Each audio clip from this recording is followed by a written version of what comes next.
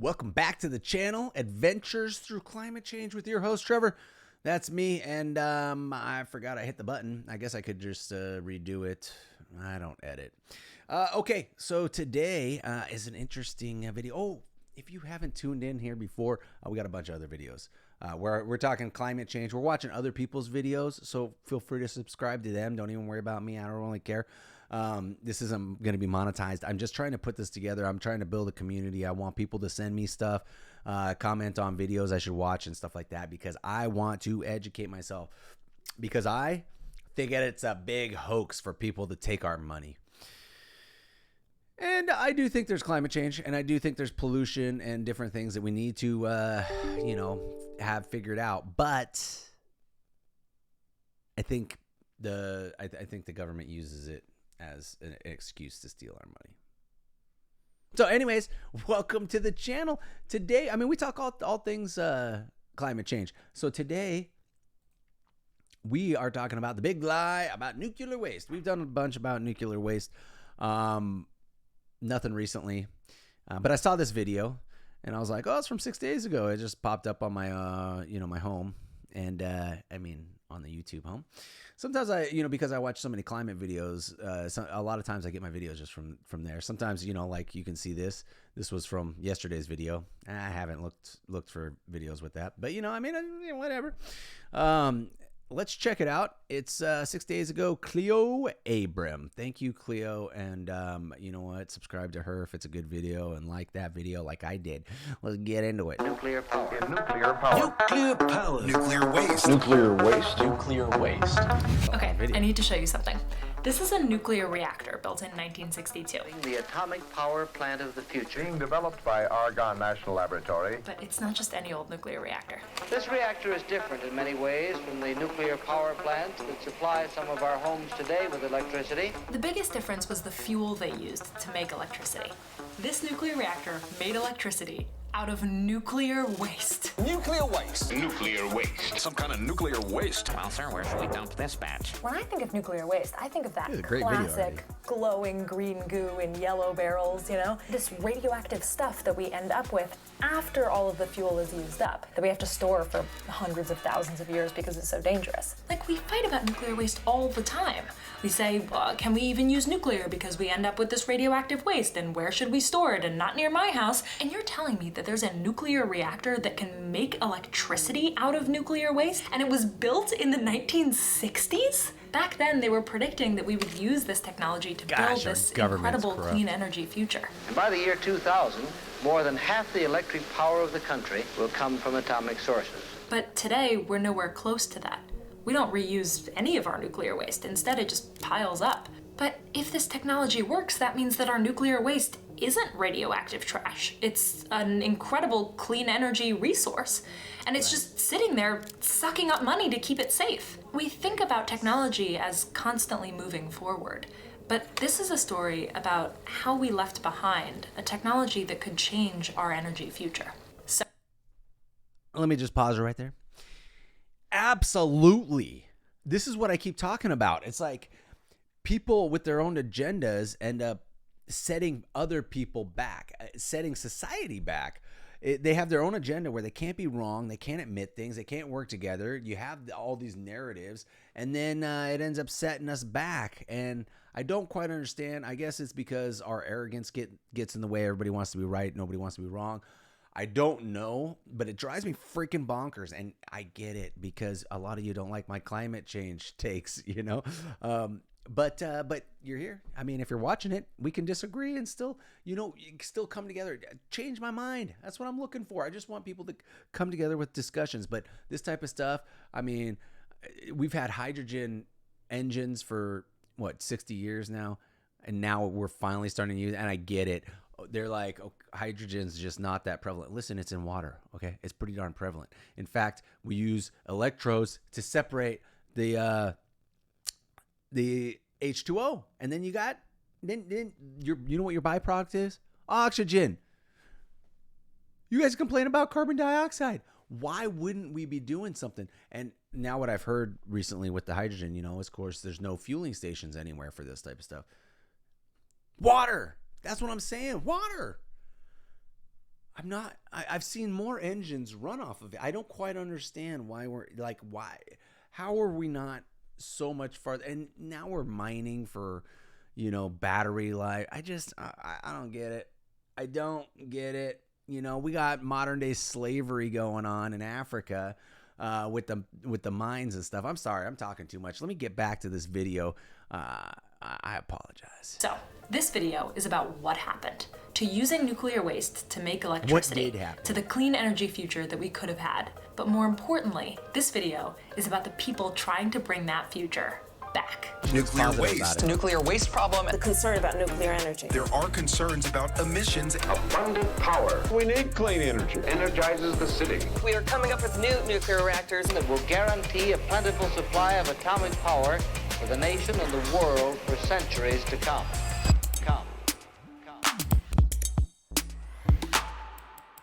Huge. I first got obsessed with this topic because a couple of weeks ago, my friend and fellow video journalist Johnny Harris called me up and he asked me for some help on a video that he was making all about nuclear power. Let's do this. I'm going to go down the rabbit hole on why people are afraid of nuclear energy. What are the events and the things that freak us all out? And I kind of want you to do the opposite. To look at is there a future for this technology and should we actually be as afraid as we are? So I started to dig into it. And as part of my research process into nuclear power, I got invited to go visit one of the largest and oldest national research centers in the United States. Here we are. This is Argonne National Laboratory. We're gonna get to go see the research that they're doing. And they have been doing research on nuclear power since before I was born. Hold on. Do you recognize that name? Argonne National Laboratory. Yeah, this was the same national lab that developed that incredible old nuclear waste recycling reactor. But I didn't know that yet. So we go on this incredible tour. It's awesome, I'm learning a ton. I'm thinking, oh my God, I'm gonna be so overprepared to talk to Johnny about nuclear power. And on this tour with me are these two people from Oklo, which is a company that's working on new kinds of nuclear reactors. And at the end of the tour, I'm sitting with them under this big tree, and one of them says something that just short circuits my brain. So we're actually working with Argonne closely on how to recycle existing nuclear waste in the US. There's enough used fuel to power the country for the next 150 years. Wait, I'm sorry, what? There is enough used fuel in the country, in the US alone, to generate power for the country for the next 150 years. There's enough used fuel, meaning nuclear waste, in the US to power the country for 150 years. You can see me not believing her. I think it's some fake math.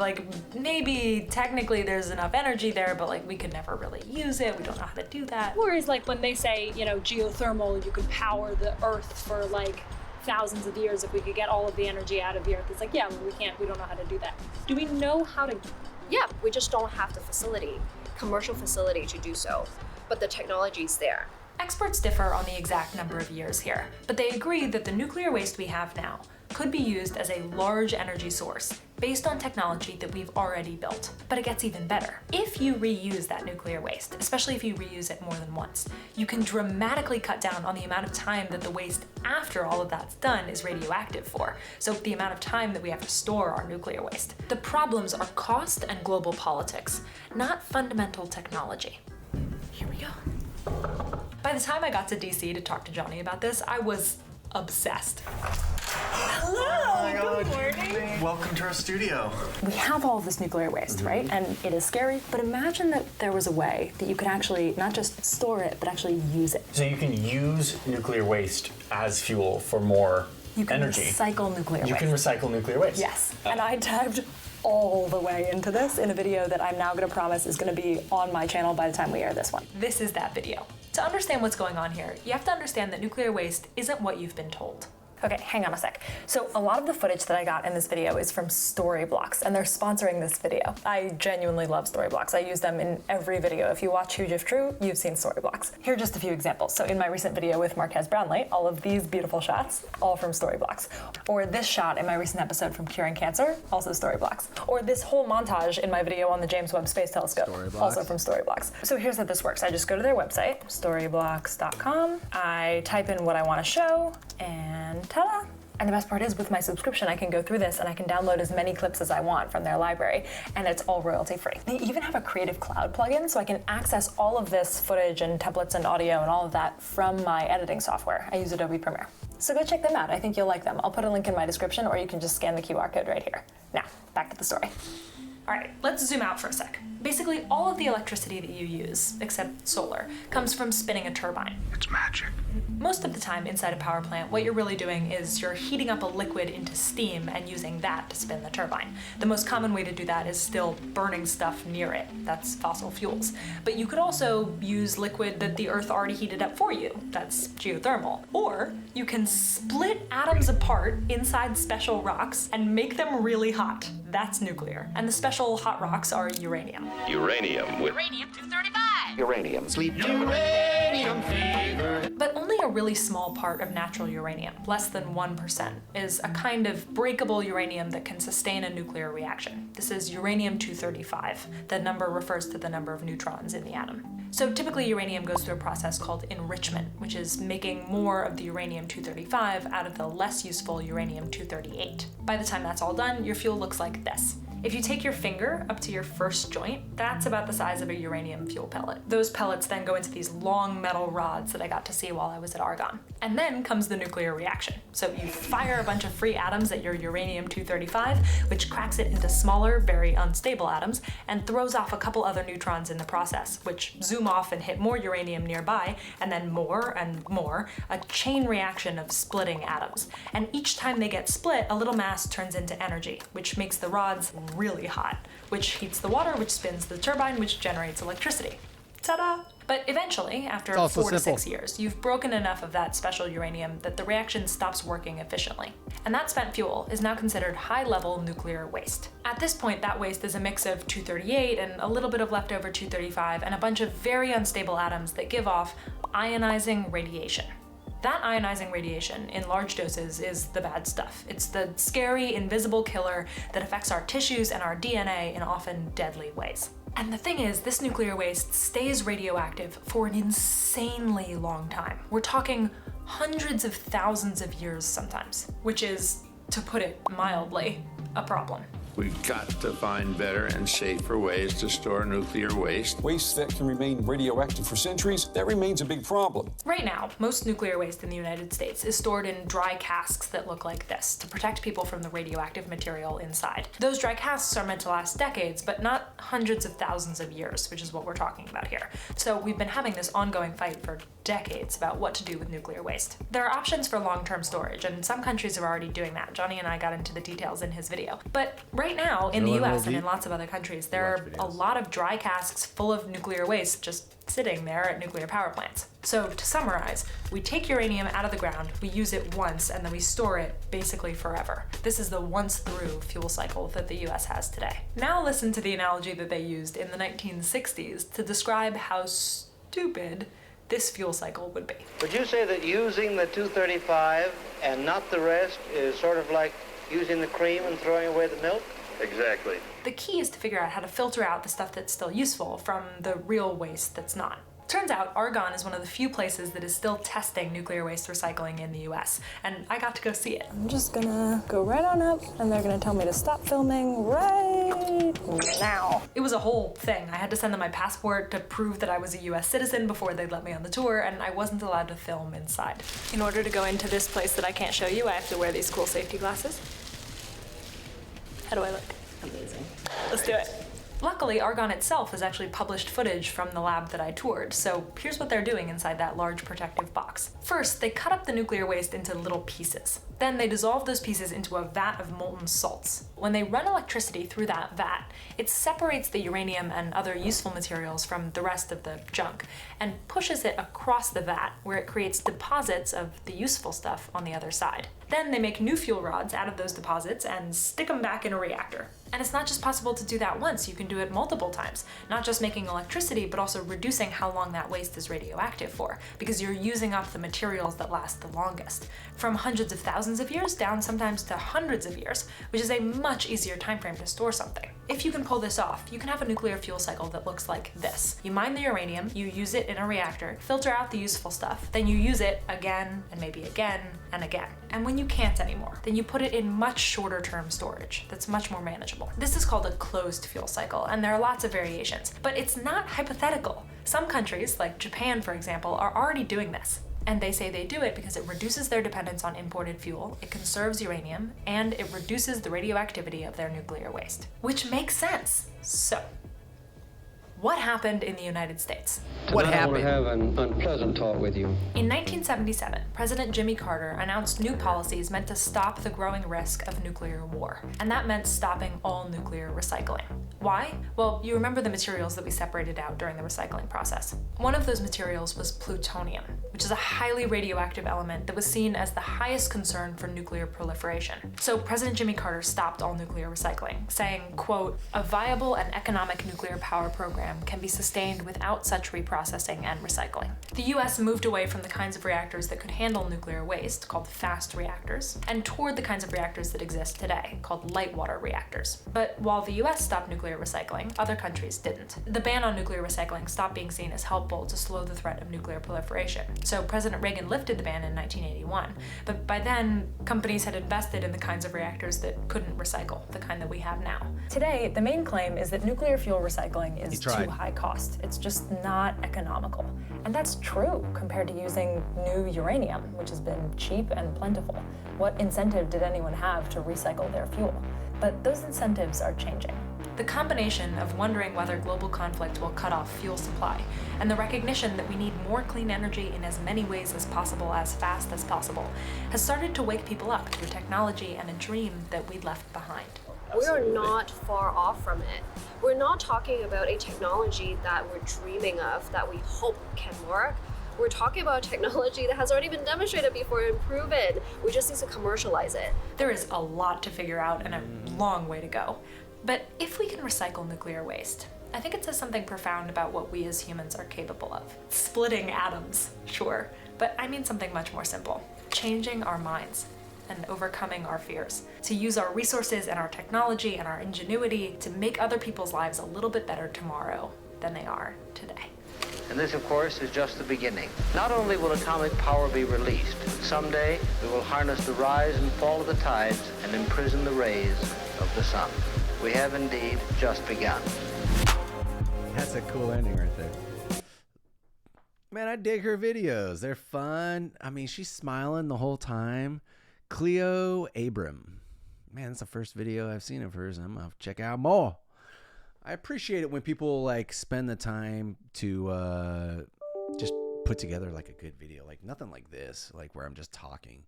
Like something where like she's a true artist, you know, putting it together. Maybe she has editors. Maybe she's paying for editors now. Oh wait, editor Logan. Okay, let's go back to this.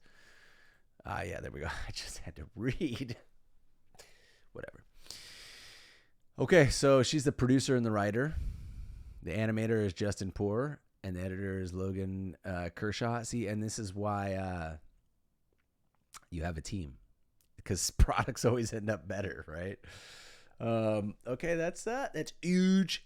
It's huge, man. I really enjoyed that because we did watch that nuclear waste one where they were literally spending millions of dollars digging deep into the earth and in the mountainsides to figure out where to store it, like hundreds and hundreds of feet deep. And I just was like, man, is this the best we can do? We're just going to hide it away and then seal it inside of a mountain until something happens. Whatever. Come to find out, we can actually recycle it, and it's not being done. And it's mainly Carter's fault. And Reagan tried to right the ship. It was too late. Investments were made. We kind of have a similar problem now. It's like the strangest thing. When I was working in the oil fields, and this was 10 plus years ago, we always complained about not having enough refineries. And the problem is we have refineries, even though most of them are over 100 years old at this point. Almost all of them. In fact, we haven't built a new one in countless years. I don't even know. But oil, when you get it from the ground, is different in each location, right? There's different types, styles of oil and how it needs to be processed. And so you need different processors to do those different types of oils from different areas. So if you don't have a processor right outside of where you're drilling, like say in North Dakota, set up to process that style of oil, then you're shipping that crude oil elsewhere to get processed someplace else. And it's not like you can just be like, okay, we got a shipment of the Texas oil in, let's work on that. Okay, we got a shipment of the North Dakota oil in, let's do it. No, because they're so different. It takes so much money and time to outfit the facilities that they can't do it. They can't do it. So it just kind of reminded me of that when she was talking about that. But or when I guess she was talking about Reagan trying to implement it. But it is interesting, and I do think the more I look into nuclear, because I was kind of anti-nuclear for a little bit. I was pro-nuclear, and then I was kind of anti, and now I'm going back to being kind of pro-nuclear because I just feel like there's so much energy involved in there. They're developing quantum computers right now, and if you haven't figured out what a quantum computer is, it's unreal. It's basically computing at the atomic level. Insane, like when you really like break it down, anyways, we're doing everything at the atomic level. Energy, that's where the strongest bonds are. That's where we should be focusing, right? I mean, I don't know. So that's my thoughts. What are your thoughts? Please give me a comment. If I earned your subscription, hit that. Otherwise, Cleo Abram definitely earned your subscriptions. Check out her stuff. But I would love to have you in the community, and we can pump out different videos and talk about different things. With that being said, I hope to catch you on the next video.